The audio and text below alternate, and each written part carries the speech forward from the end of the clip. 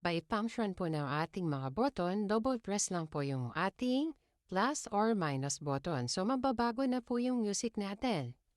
Yan, pipili po tayo ng mga available na music sa phone po natin. So, pwede na po siya pumili via button po natin. So, ayan po, ayan, maririnig nyo po yung music sa ating J4. So, kung gusto niyo naman po, add natin yung volume or volume up po natin.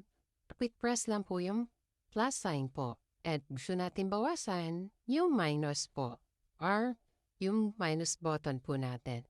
Plus button lang po kung gusto natin laksan po yung ating music.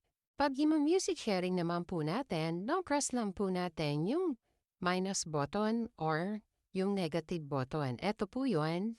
Long press lang po natin siya. Yan, hanggang sa blue and red po yung ating light. Ayan, music sharing na po siya. Same naman po dito sa ating Jabbre DUO. I-press lang din po natin yung minus button po dito sa taas. Blue and red indicator na po siya.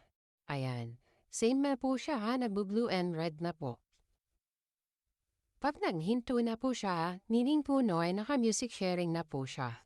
Yan, maririnig na rin po dito sa Jabbre DUO yung music natin. So, pakinggan po natin mga ka-Jabberista.